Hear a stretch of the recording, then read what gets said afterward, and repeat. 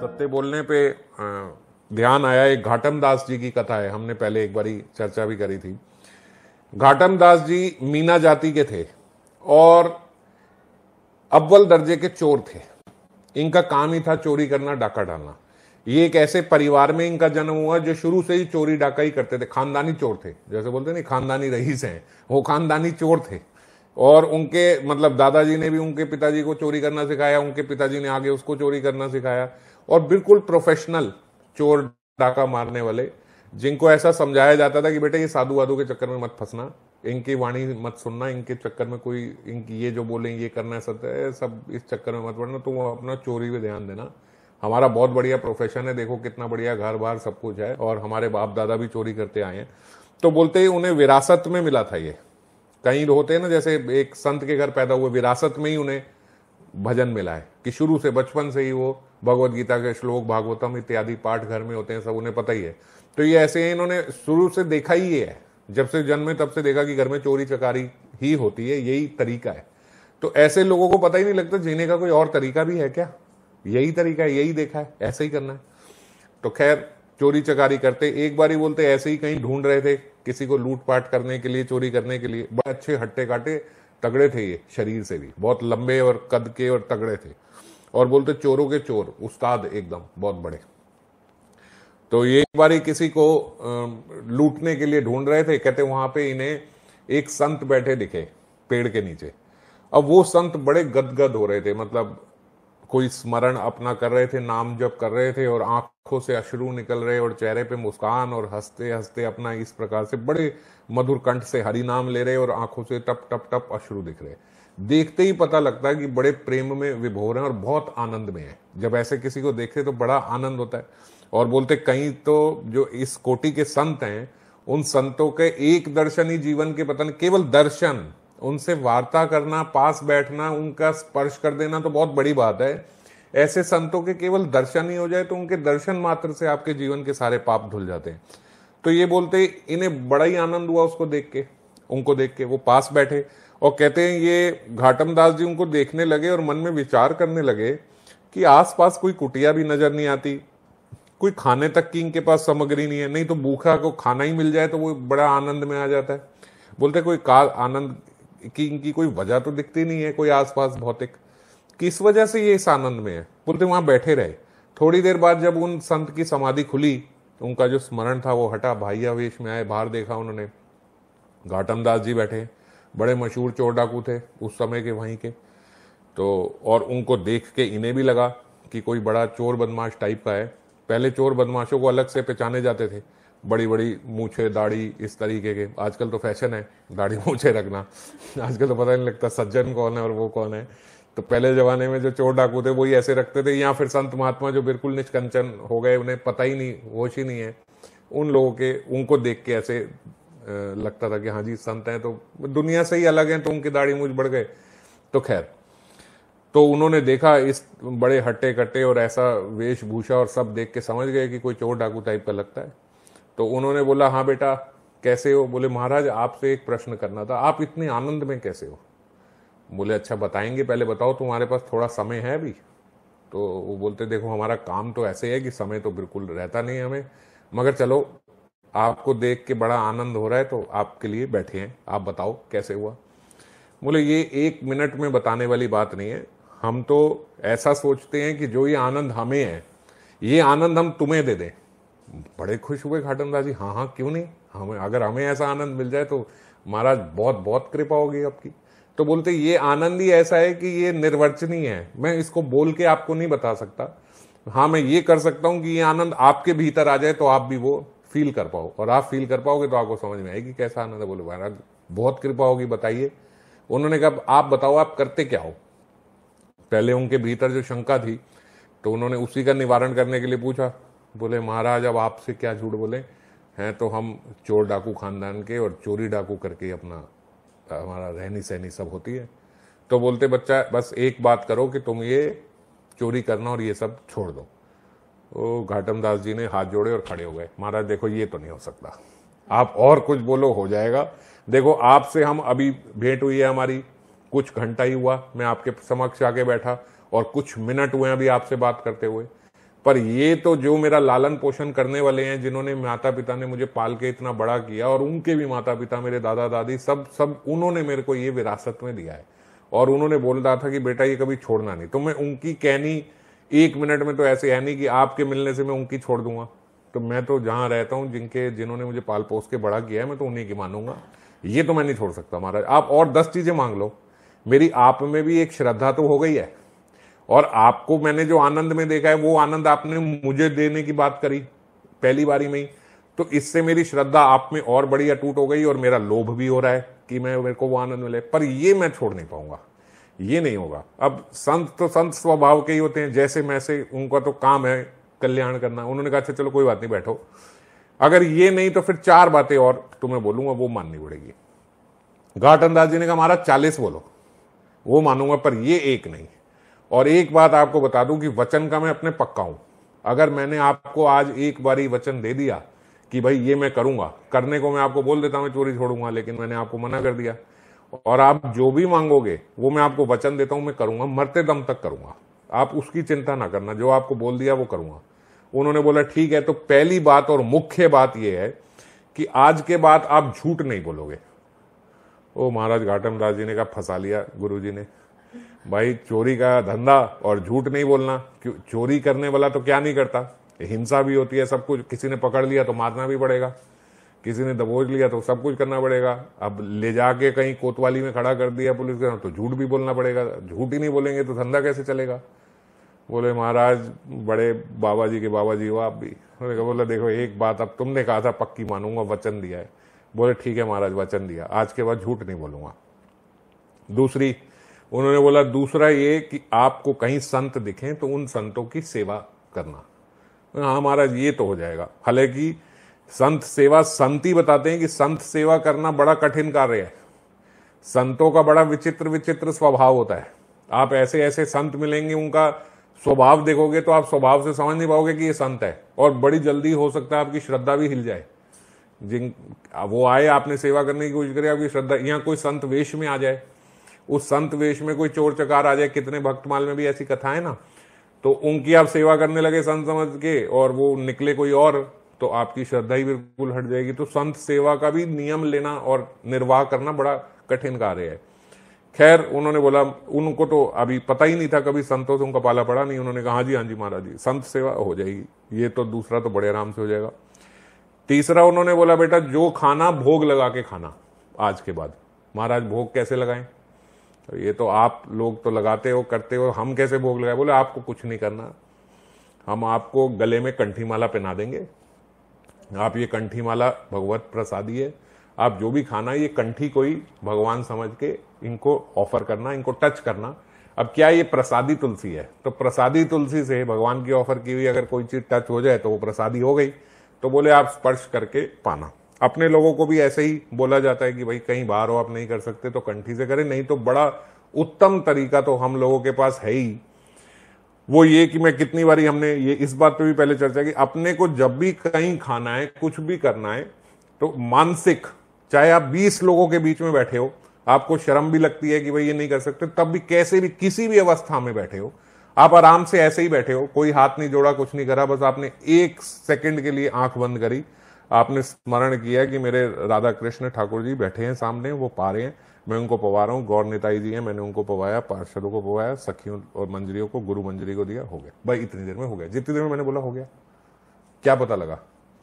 तो 20-25 सेकंड में आपने भगवान जी को, अपने ठाकुर जी को ऑफर कर दिया। तो इस प्रकार से भोग लगा के खाना। तो उनको उन्होंने बोला कि ऐसे ऐसे आप भोग लगा के पाल लेना। उन्होंने कहा महाराज ये भी बड़ा सरल कार्य है, कोई दिक्कत नहीं है भोग लगाना। चौथा उन्होंने बोला जहां कहीं देखो कि कहीं आरती हो रही है, आरती हो रही, घंटा बज रहा है, तो वहां आप रुकना, आदर सत्कार करना। तो ये बड़े सरल नियम आपको ये फॉलो करने हैं। हम लोगों को भी ये मानना चाहिए। अब वो तो इतने सारे ऑलरेडी नियम चल ही रहे हैं और फिर कथा में और 4 नियम आ गए, तो अभी मैं इन पे विस्तार से नहीं कर रहा। और वैसे भी ये तो बहुत प्रारंभिक अवस्था के नियम है, वो तो भक्ति नहीं है, तो उनको ये बताया नहीं, तो अपने लोग तो सब ये करते ही हैं कि सत्य बोलना। ये हालांकि हम लोग इसमें थोड़ा टाल मटोल हमारा हो जाता है, इसीलिए ये कथा की मैं चर्चा कर रहा हूं। सत्य बोलने पे हमें बहुत ज्यादा ध्यान देना चाहिए। संत सेवा सब आप लोग करते ही हो। और अमानी ना खाना, ये बड़ा अमानिया, कोई भी चीज अमानिया नहीं खानी, हमें भोग लगा के ही खाना है, भोग लगा के ही खाना है। गांठ बांध लो, हमें कभी जीवन में बिना भोग लगाए खाना ही नहीं है, बिना प्रसाद के हमें कुछ खाना ही नहीं है। हम वेजिटेरियन नहीं है, हम प्रसादिटेरियन है, हमें प्रसाद ही खाना है जब भी खाना है। और चौथा, जहां कहीं आरती देखें, कोई ये नहीं कि ये हमारे परंपरा का है, ये हमारे उसका है, नहीं है, नहीं, संप्रदाय वगैरह कुछ नहीं। जहां कहीं आप देखें ठाकुर जी की आरती हो रही है, कुछ हो रही है, कहीं आप ऐसे भी निकल रहे हो तो भी 1 मिनट रुक के प्रणाम करके फिर निकलना चाहिए। इतना आदर आरती पे देना चाहिए। जब ठाकुर जी की आरती हो रही है, मतलब ठाकुर जी की एक प्रकार से ग्लोरिफिकेशन या उनका सम्मान किया जा रहा है, उस समय एक बारी आप भी हाथ जोड़ के प्रणाम करके फिर आगे चलना चाहिए हमें। तो उन्होंने ये 4 उनको बोला, आप ये 4 बातें मान लो। घाटम दास जी ने कहा ठीक है महाराज, ऐसा ही करूंगा। अच्छा, अब घाटम दास जी को जो संत सेवा थी, बड़ा आनंद आने लगा। एक तो वो जब भी जो भी चोरी करते, धंधा वही चोरी का, वो तो उन्होंने कहा भाई ये तो मैं छोड़ूंगा नहीं महाराज जी। उन्होंने भी कहा संत ठीक है, चोरी आप जैसे करते हो वैसे करो, मगर ये मानो। अब वो क्या करते, जब भी चोरी करते, जो भी सामान लेके आते, वो पहले भगवान को ऑफर करते फिर पाते। कोई भी चीज करते, बोलते पहले ठाकुर जी को ऑफर करते फिर खाते। संत सेवा भी जहां कहीं जैसे कहीं मौका मिलता तो वहां संत सेवा भी करते। अब संत सेवा करते करते बड़ी रुचि हुई उनकी। जब संतों की, जब एक ऐसा होता है ना, एक संत ने दरवाजा खोल दिया, अब कितने संतों से जा जाके मिलेंगे इस चक्कर में। जहां कहीं संत देखे वहां संतों की भी सेवा करते। वैसे तो समृद्ध थे घर से, क्योंकि अच्छा चोरी वोरी करके कमाते थे, तो वो बोलते जहां कहीं संत मिलते वहां संतों की भी सेवा। जब संतों की सेवा करोगे संत और आशीर्वाद देंगे। बड़ा आनंद आने लगा कि भाई मेरे जैसे चोर को तो लोग, चोरों का क्या जीवन होता है, जहां कहीं कोई देखेगा गाली देगा, धुतकारेगा, गंदे तरीके से बात करेगा। ये बोलते जहां देखो अब तो संत इतने प्यार से बोलते हैं, इतना आशीर्वाद मिलता है। अच्छा, संतों को पता लगा संत सेवी है, तो बोलते एक दिन संतों की टोली इनके घर पे आई भिक्षा करने। अब जब संतों की टोली आई, बड़े प्रसन्न हुए कि आज मेरे घर तक संत आ गए। हम जा जाके संत करते थे, आज देखो एक चोर डाकू का कैसा नसीब हुआ कि हमारे घर में संत आ गए। तो उस टाइम तक बोलते संत सेवा कर करके इनके घर की स्थिति ऐसे हो गई थी कि रोज चोरी करते और वही ला के खाते। जो चोरी रोज सुबह करते वो शाम को खाते, अगले दिन सुबह का प्रसाद नहीं है। अब संत सेवा करते करते जो समृद्धि थी सब खत्म हो गई, बस यही रह गया। पर आनंद भरपूर होने लगा। आनंद होने लगा इसीलिए तो घर से लुटाने लगे। कोई और तो किसी ने जबरदस्ती करी नहीं थी, आनंद में ही करने लगे। अब ऐसे व्यक्ति को जब आशीर्वाद मिलने लगे तो आशीर्वाद का ही नशा हो जाता है कि अरे इतने संत मेरे को इतने प्यार से बोलते, इतना आशीर्वाद, आप ये भी लो, आप ये भी लो, ये भी लो। बड़े मजे से रहने लगे। तो संत आए इनके घर में, इनके घर में कुछ सामान नहीं है, क्या करें। बोला चलो कोई बात नहीं, अभी जाके बाजार से मांग लाते हैं। बाजार से गए। अब जब कोई बदमाश शरीफ हो जाता है तो लोग नहीं देने देते। उन्होंने राशन वाले को बोला भाई उधार दे दे, कल तुझे पैसे दे दूंगा, हमेशा तेरे से लेते। बोले नहीं तुम्हें नहीं दूंगा उधार, ये नहीं करूंगा, वो नहीं करूंगा। उन्होंने कहा यार ये बड़ा टेढ़ा मामला है, आज हम क्या शरीफ हो गए, लोग देखो हमारे साथ ऐसा करने लगे। तो इन्होंने सोचा कोई बात नहीं, अभी कौन सा हमने चोरी छोड़ दी है। वहां कहते खेतों में गए तो वहां उस टाइम दोपहर के समय किसान वगैरह सो रहे थे। इन्होंने 2-3 बोरियां, हट्टे तगड़े तो थे ही, 2-3 बोरियां अपने लादी गेहूं की और लेके आ गए। इधर उधर से खेतों से सब्जी वब्जी भी तो ले आए और प्रबंध हो गया प्रसाद का। अब जब लाए तो इन्होंने जब बनाया सब अच्छे से परोस रहे थे, तब इनके दिमाग में आया कि जो मैं खेतों से लेके आया हूं वहां मेरे पैर के निशान तो आ गए, और पैर के निशान मेरे यहीं तक आ रहे हैं, मेरे यहाँ तक हो ना हो अभी मैं पकड़ा जाऊंगा। अब इनके दिमाग में बार बार ये घूमने लगा कि जैसे ही बस संत फटाफट से यहाँ से प्रसाद पाके निकले, क्योंकि अब मेरे यहाँ पे तो कलेश होने वाला है। जैसे ही वो किसान उठेंगे, खेतों में गया था वहां गीली मिट्टी थी, वहां से मैं आया हूँ, वहां से मेरे पैरों के सारे निशान यहाँ तक आ गए, मैं फटाफट से अब पकड़ा ही जाऊंगा जैसे ही वो उठ जाएंगे। इनके दिमाग में यही चल रहा था। बोले भगवत कृपा से क्या हुआ, उस टाइम अचानक से बहुत आंधी तूफान होने लगा, और आंधी तूफान के बाद खूब तेज मूसलाधार वर्षा हो गई।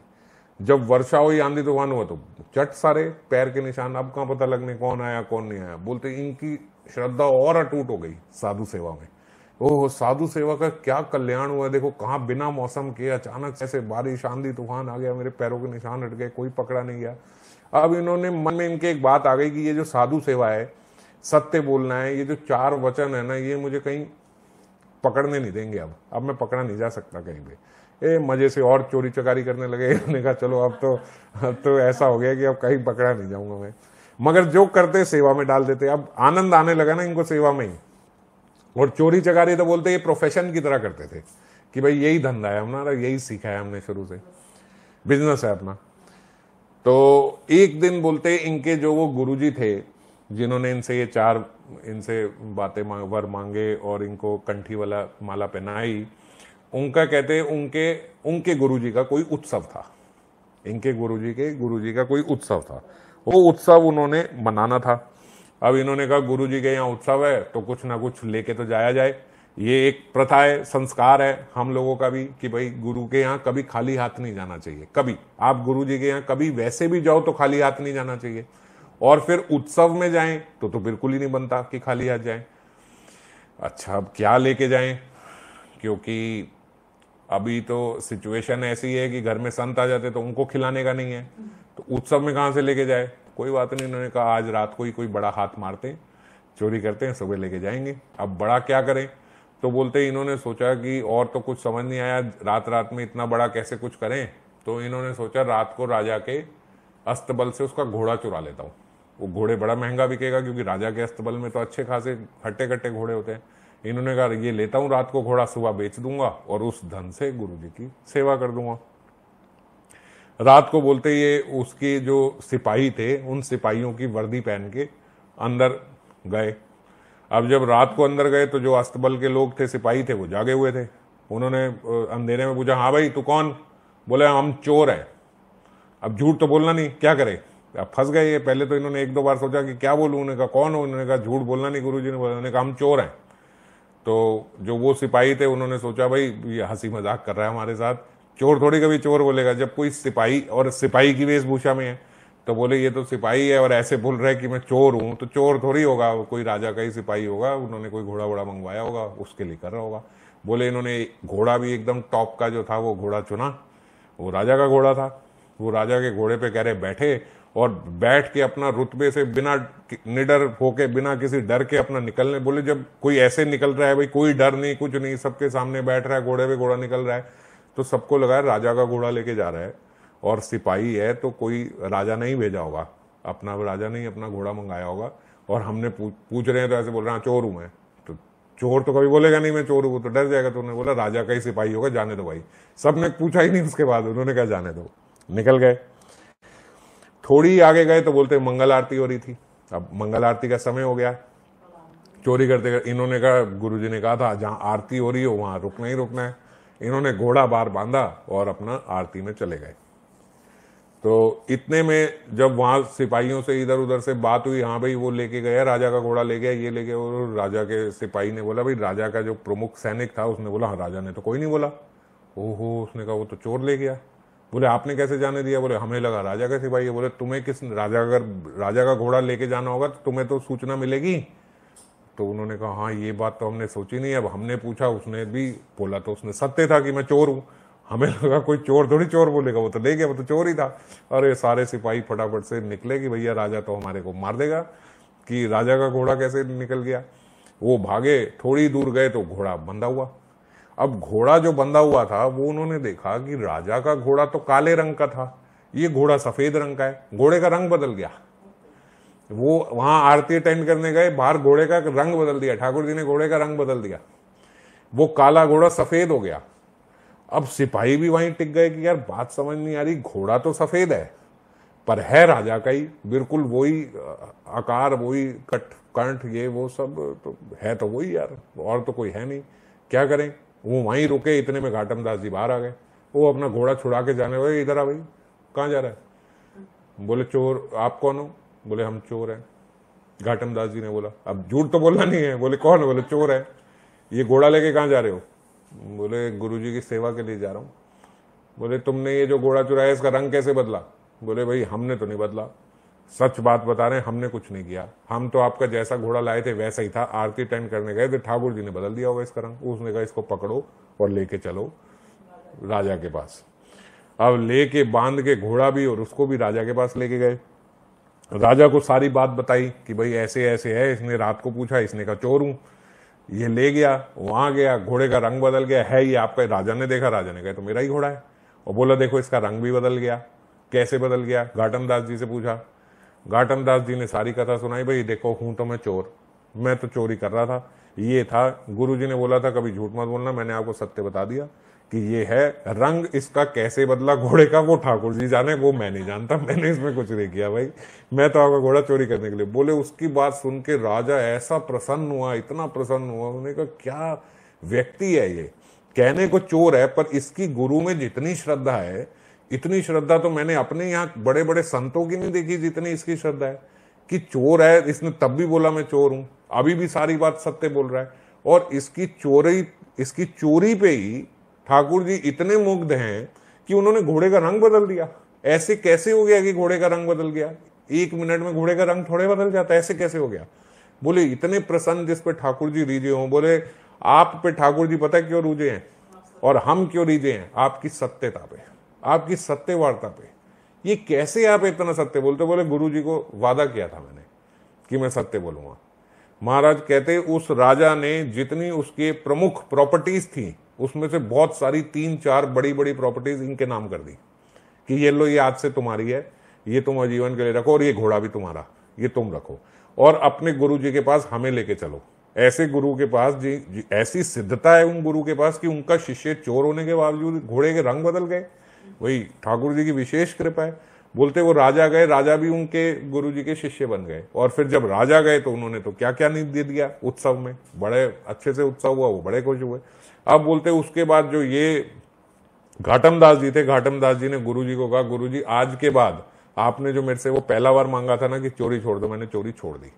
आज के बाद घाटम दास जी चोरी नहीं करेंगे, फिनिश। और हमें जरूरत भी नहीं है, अब तो राजा ने इतनी सारा कुछ हमारे नाम कर दिया कि बैठे बैठे हमें तो बस खाना है। तो आपकी जो बाद की 4 बातें गुरुजी, अब सारा जीवन उसी में व्यतीत होगा, मैं संत सेवा में ही लगा रहूंगा, ये सब मैं छोड़ दूंगा। केवल एक सत्य बोलने से उन्होंने जो अपने गुरुजी की एक बात पकड़ ली कि सत्य बोलना है, उससे उनका इतना कल्याण हुआ। अब करते करते करते फिर आगे कथा है, बोलते संत सेवा करते करते इतनी समय हो गया उन्हें, ये सब करते आराम से। एक दिन बोलते भक्ति करते करते घाटम दास जी बड़े रुष्ट हो गए भगवान से, प्रेम में, और ठाकुर जी को बोलने लगे कि यार ऐसा क्यों है कि इतना समय मेरे को हो गया आपकी भजन करते करते करते करते, अब थोड़े अपनी अकड़ में भी थे कि क्या यार इतनी आपकी करता हूं, जैसे प्रेम से ही, प्रेम में ही ऐसा संबंध जब बन जाता है ना, जो हम पहले भी चर्चा करते हैं, तो उस संबंध में इन्होंने भगवान को बोला यार इतना आपके लिए करता हूं और आज तक आपने मेरे को दर्शन ही नहीं दिए, कुछ बताया ही नहीं, आपका कैसा आकार, कैसा स्वरूप क्या है। भाई संतों को तो सब पता ही होता है, वो तो अपना भजन करते रहते हैं, आपको देखते रहते हैं, आपके दर्शन करते रहते हैं। मुझे वो आनंद क्यों नहीं मिला जो गुरु जी के पास आनंद था? गुरु जी ने कहा था मैं ये आनंद आपको दे दूंगा, और वो आनंद मेरे भीतर अभी भी नहीं आया कि भाई मैं भी आंख बंद करूं मेरे भी अश्रु निकलने लगे। वो वाला आनंद चाहिए मुझे, वो वाला। अब वो ने याद आया कि यार मैं शुरुआत तो वहां से हुई थी, वो वाला आनंद मुझे आज तक नहीं आया। वो इसलिए नहीं आया क्योंकि आपने दर्शन नहीं दिए। तो ठाकुर जी के पास इन्होंने जो बोला 2 लाइनें हैं, बहुत जबरदस्त इन्होंने बोला, पहले तो मैं यूं ही खाता अब तो नहाकर खावा छा। इनकी भाषा है, मीना जाति के थे ना। पहले तो मैं यूं ही खाता अब तो नहाकर खावा छा, गले में माला माथे तिलक थारे निमित्त लगावा छा। बात समझ में आ गई? पहले तो मैं ऐसे ही खा लेता था, अब तो मैं नहा के खाता हूं, और ये मैंने जो गले में तुलसी माला पहनी है, जो ये माथे पे तिलक लगाया है, माथे तिलक निमित्त तुम्हारे लगावा छा, कि तुम्हारी वजह से मैं ये सब कुछ करता हूं, तुम्हारी वजह से मैंने नहा के खाना शुरू किया, तुम्हारी वजह से मैंने कंठी पहनी, तिलक लगाया। माने तो एता करी दीना थाने कीना काई, मैंने तो आपके लिए इतना किया, तुमने मेरे लिए कुछ किया ही नहीं। माने तो एता करी दीना थाने कीना काई, घाटम दास जाति को मीना तारोगे कि नहीं। ये ठाकुर जी को मतलब मीना जाति बोल रहे हैं, हम नीच जाति के हैं, तो हमारे को तारोगे कि नहीं तारोगे। इनकी बोलते ही ये 2 लाइनें सुन के ठाकुर जी ऐसे रीझ गए कि सामने आके प्रकट हो गए ठाकुर जी। घाटम दास जी को साक्षात दर्शन हो गए ठाकुर जी के। ठाकुर जी ने गले से लगा लिया इनको, और उसके बाद बोलते फिर इन्हें अब वो आनंद आना शुरू हुआ जिस आनंद की ये खोज में थे। तो कहने का